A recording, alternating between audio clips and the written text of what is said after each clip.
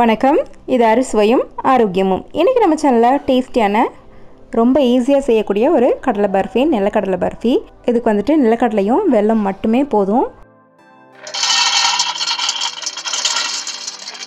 இந்த கடலை மிட்டாய் பண்ணுறதுக்கு நம்ம ஃபஸ்ட்டு கடலை வந்துட்டு நல்லா வறுத்து எடுத்துக்கலாம். கொஞ்சம் மீடியம் ஃப்ளேமில் வச்சு கொஞ்சம் ப்ரௌனாக வர வரைக்கும் வறுத்து எடுத்துக்கோங்க, கருக விட்டுறாமல்.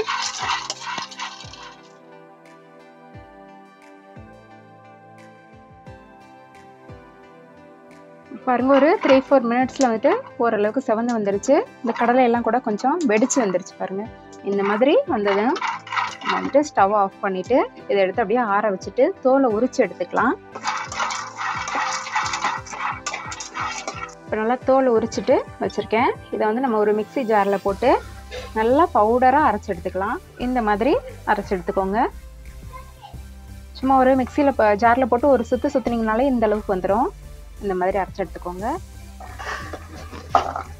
இப்போ ஒரு கடாய் வச்சுட்டு ஒரு 150 கிராம் அளவுக்கு நம்ம வெல்லம் சேர்த்துக்கலாம். இதில் வந்துட்டு ஒரு 2 ஸ்பூன் அளவுக்கு தண்ணி சேர்த்துக்கோங்க. இது வந்துட்டு லேசாக கரைஞ்சி வரட்டும். இந்த வெல்லம் வந்து இப்போ ஓரளவுக்கு கரைஞ்சிருச்சு. இது நல்லா கரைஞ்சதுக்கப்புறம் நம்ம இதில் ஏதாவது டஸ்ட் இருந்தாலும் இருக்கும், அதனால வடிகட்டிட்டு அதுக்கப்புறம் திரும்பவும் இதே பேனுக்கு மாற்றிக்கலாம். இது நல்லா ஃபுல்லாக கரையட்டும்.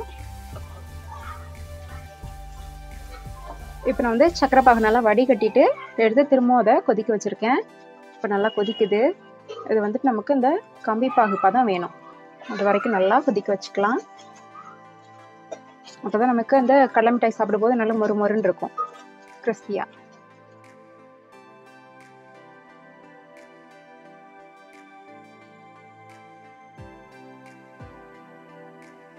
இப்போது இதோட பதம் வந்துட்டு ரெடி ஆயிடுச்சு.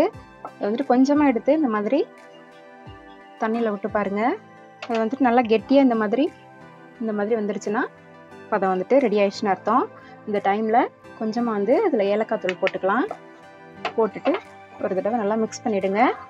இப்போது நம்ம பவுடர் பண்ணி வச்சுருக்கோம் இல்லையா, இதை வந்துட்டு இதில் கொஞ்சம் கொஞ்சமாக சேர்த்து அப்படியே வந்து மிக்ஸ் பண்ணிவிடுங்க. தீ எப்போதுமே வந்துட்டு கம்மியாக வச்சுக்கோங்க. ஃப்ளேம் வந்து எப்போதும் கம்மியாக வச்சுக்கோங்க. நல்லா ஃபாஸ்ட்டாக வந்து கலந்து விட்டுருங்க.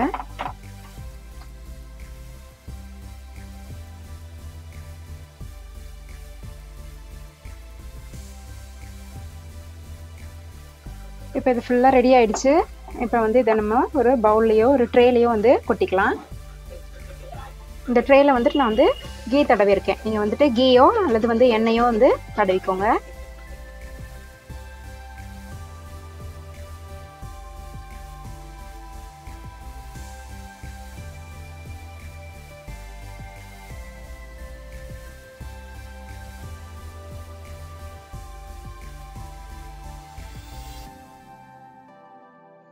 இப்போது இது வந்துட்டு கொஞ்சம் நேரம் ஆறட்டும்.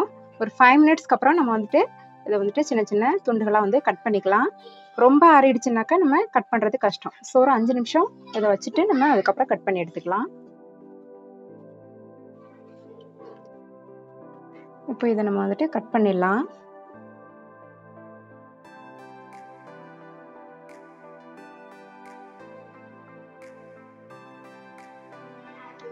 இப்போ இது எல்லாத்தையுமே எடுத்து கட் பண்ணியாச்சு. பாருங்க, ஷேப் எவ்வளோ அழகாக வந்திருக்குன்னு. டேஸ்ட் கூட ரொம்ப நல்லா இருந்தது. நீங்களும் இதை ட்ரை பண்ணி பாருங்க. இந்த வீடியோ உங்களுக்கு பிடிச்சிருந்ததுன்னா மறக்காம எங்களோட சேனலை சப்ஸ்கிரைப் பண்ணுங்க.